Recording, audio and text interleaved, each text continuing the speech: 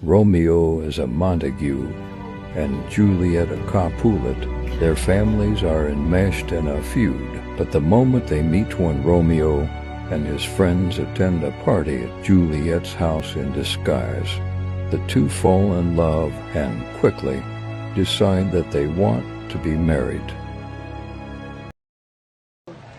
Juliet will be here very soon, and I'll be very happy when we're married.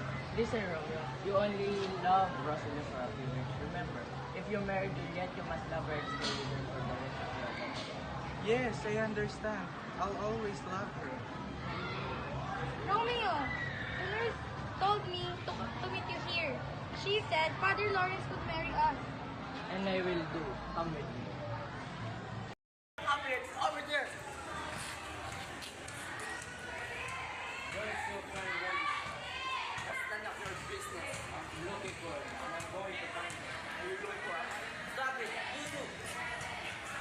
Please, Romeo, you came to our house last night. You know that Montagues are not allowed in our house. I'm going to teach you a lesson. Come out and fight. Tibalt, I'm not your enemy. The Montagues and Capulet are going to be good friends. A wonderful has happened.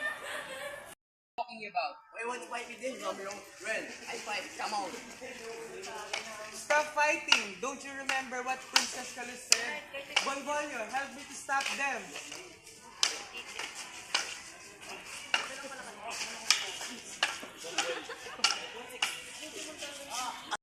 Yes, I'm hurt.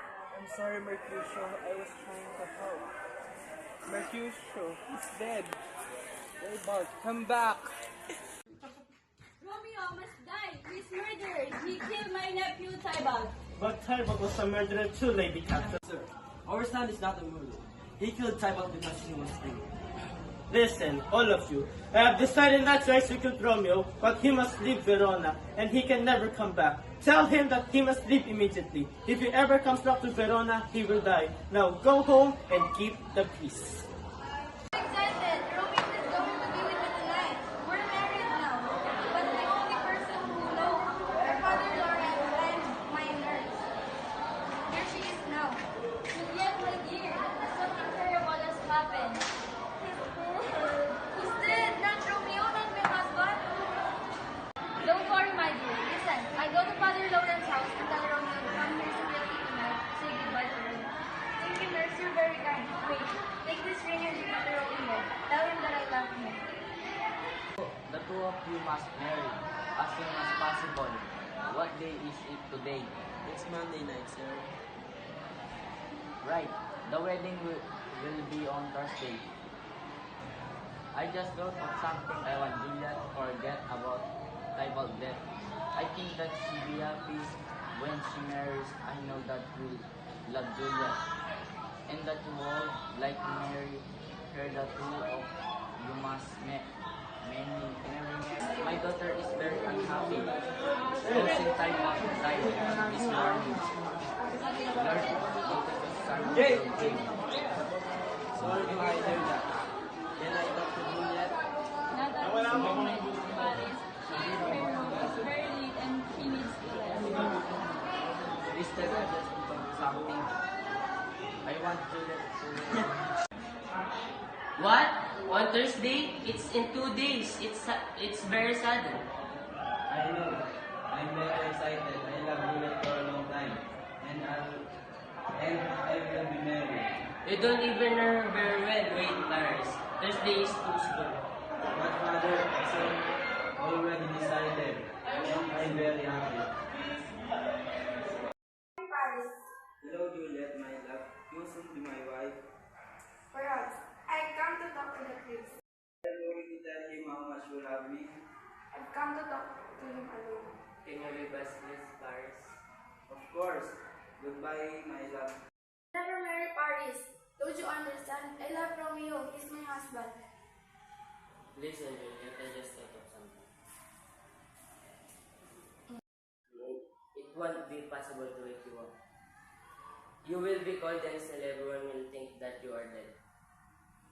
What will happen then? They will put your body in your family too, next to your cousin Tybalt. Later, you will wake up. Don't worry, I will send you a message messaging Romeo in Mantua and tell you to come back to.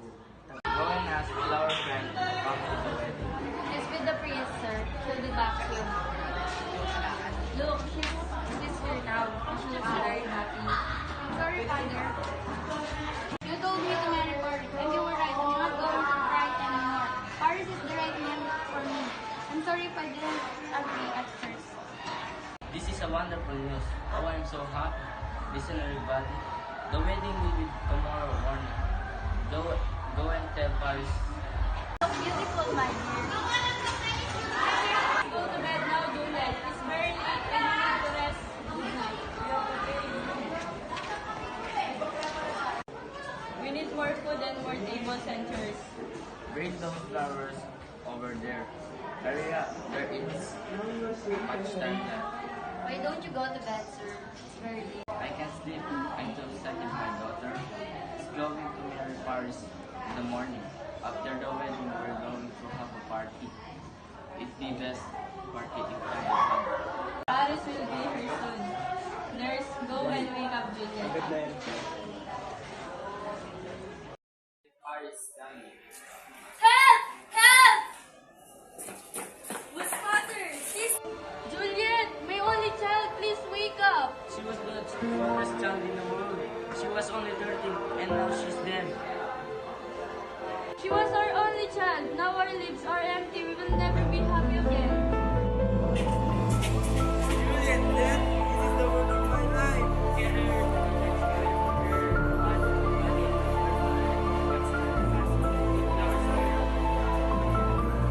I'm so without you. I want to go to the world. I must speak of the Father and say the message. I wish someone see my hope. No, but I've got some bad news. I'm afraid Spirit is dead. I saw them put her body in the ambulance. Tomb yesterday. I will give you as much gold as you want. Yes, sir, I am. I have some poison. It's very dangerous. Don't worry, I won't tell anyone that it came from you. Rome and the tomb take poison die as he kissed Juliet. As Friar Lawrence enters the tomb, Juliet awakes to find Romeo lying dead. Frightened by a noise, the friar flies the tomb. Juliet wakes up to find Romeo dead and kills herself with his dagger. The families agreed to end